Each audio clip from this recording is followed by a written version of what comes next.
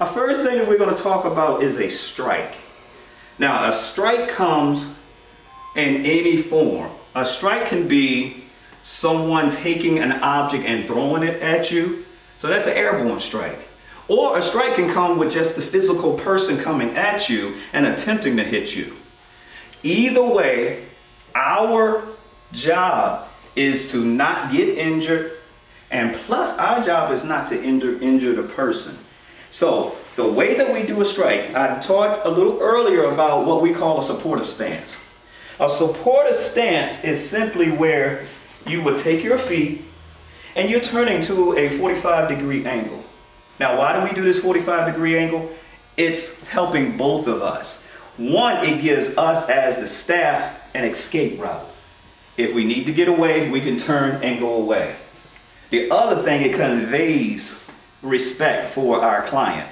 45-degree angle, my palms are open, my hands are here, so it's not threatening for them. These are the things that you want to make sure that, because they're in a crisis already, we don't want to get them more so in a threatening mood. So our 45-degree angle starts it out. So if we're talking to the client, we have our tone of voice is real important with this. So we're talking to them, attempting to de-escalate more. However, at this point, this client is not feeling the de-escalation verbally at this point.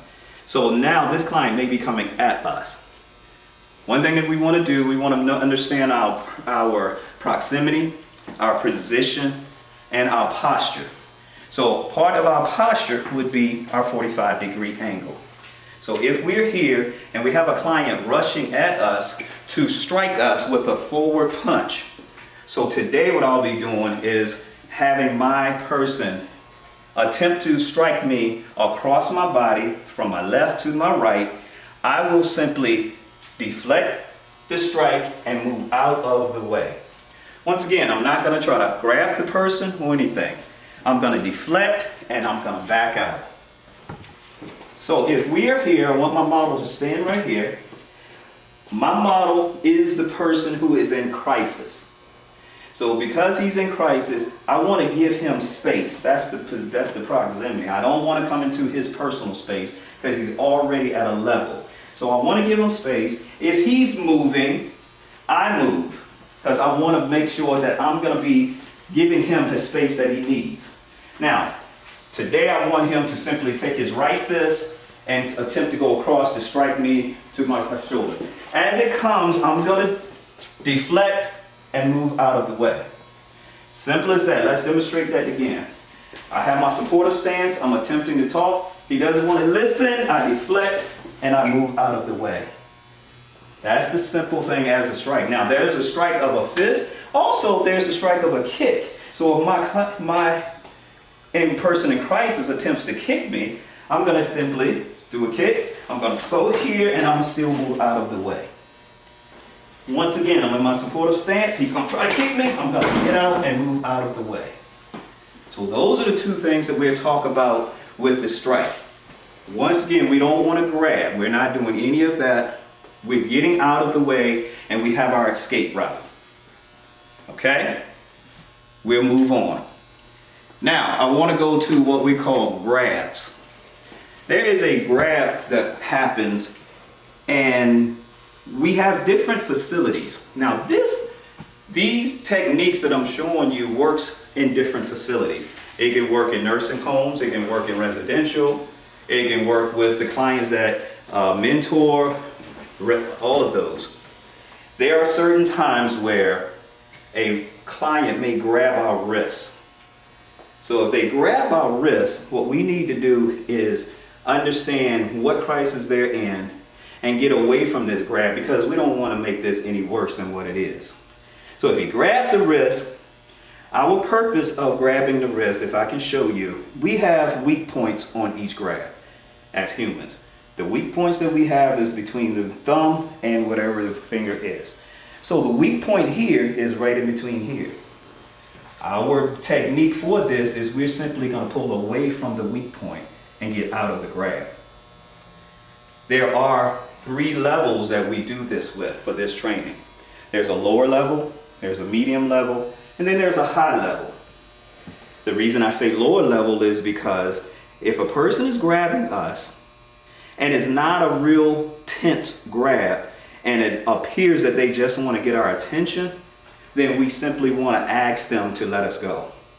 It's not something that we have to be forcefully getting out of. I say this for like nursing homes. We have nurses, we have staff that are walking down a hallway and some lady might just reach up and grab them. If you attempt to just rip out of her hand, there's a possibility that you can break one of her bones. She might be brittle. So if that's the case, you simply tap her and say, could you please let me go? Could you please let me go? She may let go and you get out and you move away from it. It's a lower level. Medium level, you might have to say, can you let me go? And put a little more force to it. Now there is a higher level that this person in crisis really means to have a hold of you. In that case, we grab, and there is a technique for doing so, which I will show you, and that's dealing with leverage and a fulcrum, and we get out that way. Okay? So I just explained all three levels for our grasp, and if you're ready, I will show this to you. So what I'm going to do, I'm going to offer my wrist to my proctor here. So let's go this way just for the audience. So right now I've identified the weak point to his grab. It's right there.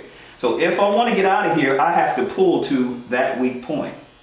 Let me go with the level 1 first. If he's an older gentleman and all he really wants to do is get my attention, I will simply stabilize the pull by the back of the hand, and I will simply say, can you please let me go? Can you please let me go? Can you please let me go? He will let go and I will move away from him. And then I can start talking to him. However, if it's a medium level and I know that he's holding me and I really can't go anywhere, I will still stabilize. So now I have my hand on his wrist, he has his hand, and I'm like, can you please let me go? And if he doesn't, I pull to the opening here. I hold this, let it go, and I'm out.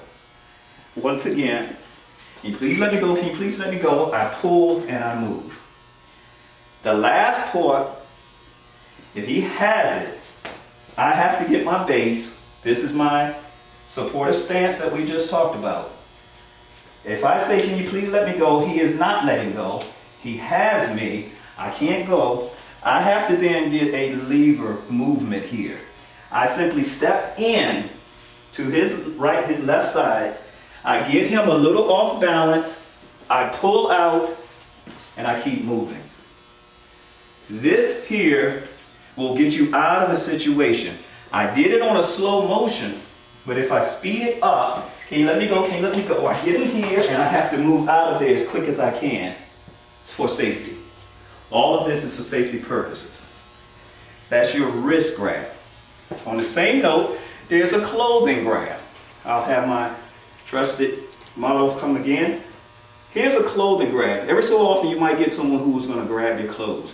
They're upset about something. So your levels are basically the same. Can you please let me go? Can you please let me go? And I'm out of the situation. If they grab and it won't let go right off, what I have to do here, there's a technique of grabbing the top of the shirt. Once again, this right here is the weak part of the pull. So I'm here, I take the shirt and I pull it out that way. And I simply back away. Always going to the weak part of the grab.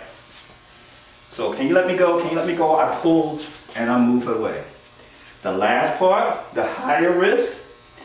Can you let me go? If he doesn't, once again, we're doing the same thing as when we step in, off balance, and I pull away. I'll show that one more time, and I'll switch my feet up this time so I can be away from anything that's coming on. I go this way, and I pull out. There's your clothing grab. All right, so the next technique that we're going to talk about today is hair pulls. A lot of us in this industry has been affected by hair pulls before by working with kids or even adults, because sometimes adults in a crisis situations will do anything they can to get at you or get away from you, anything like that. So our hair pull technique is simply, we're going to demonstrate it by putting our hands on the front of the hair, and we'll do the 3 levels that we just talked about. So if my proctor could come and help me out, I'm going to demonstrate the hair pull. He's going to take his hand, put it like this, and put it right on my forehead as if he has a grip of my hair. Important thing here with this hair pull. Young ladies or guys now, guys have longer hair. We don't want to lose as many follicles as what may come out of this. You are going to lose some, but you'll be okay with it. So the main thing is to stabilize the pull.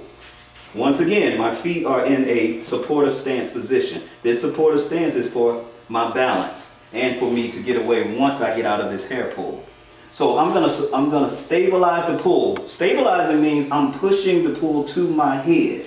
I'm holding this. I'm not gonna just take their hand and throw it off because they have a whole grip of hair. All right, so when you have the knife cut, you take your hand here. I'm gonna press it against my head and against his knuckle, and I'm gonna come right down with the knife cut, and I'm gonna back away. This is the way that you get out of that. So the second level is simply the same way. Can you let me go? Can you let me go? I'm pushing, and I'm getting out of the way. Now the third level, which is the toughest level, once again, position, proximity, posture. My posture is good. I'm positioned well with my feet. My proximity is here. So what I want to do now, I have to step in and get him off balance. If I step in, I'm pushing him back a little bit, and I'm pushing the hand down and get out. Real important to get him a little off balance. A lot of times with this too, we ask for distractions like, oh no, what's going on? And I push away. Sometimes distractions help with a client who's going through something, just that little jumpiness. All right, so that's your hair pull. Next we'll go to our body. No, let's go to neck first. That's even better because we'll stay with the upper part of our body. We're gonna go with a choking. So this is a frontal choke. Today we're demonstrating, because of training, a frontal choke to be, both hands are going to go sort of like a football goal across my shoulders. And I will show you from there. So put your hands across my shoulders, thumbs together. I get my supportive stance. First thing, I'm going to take it here. Can you let me go? Can you let me go? And I'm going to push away and get away. Once again, here, can you let me go? Can you let me go? Push away and get away. Now, I'll skip right to the third one. If they really have me and walk with me, I can't get away. What I need to do, I'm going to throw my hands up. What I just did when I threw my hands up is my shoulders loosen the grip automatically.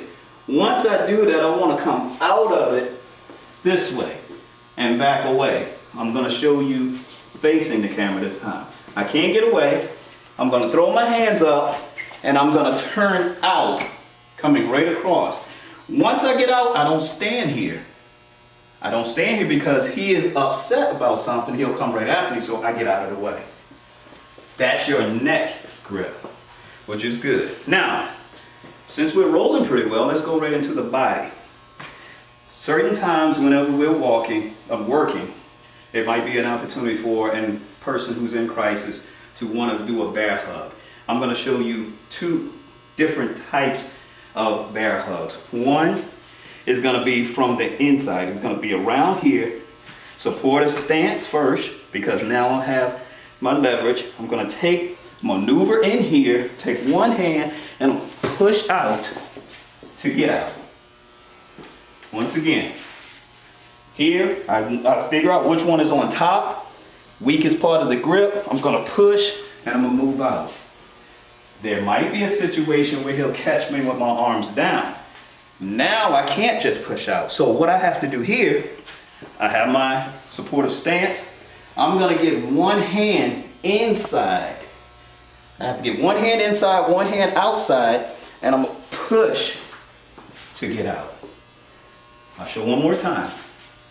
It has me around my hair. I can't get out, I can't get out. I get a supportive stance, I get one hand in, one hand out, I maneuver it, and I push away. That's your body. So I've taken you through 6 techniques for physical, in a physical way where if a person is in a crisis, we're able to get ourselves to a safe position. But not only are we getting ourselves to a safe position, we're also helping out that person in crisis. We in this field have to understand the mental health factors that come with working with this clientele. So all of these that I just showed you is as a last resort of any kind of way we're putting our hands on individuals. So when in doubt, try to do the verbal de-escalation techniques that you've already studied. But if it comes down to when our clients are in a crisis, things happen real fast.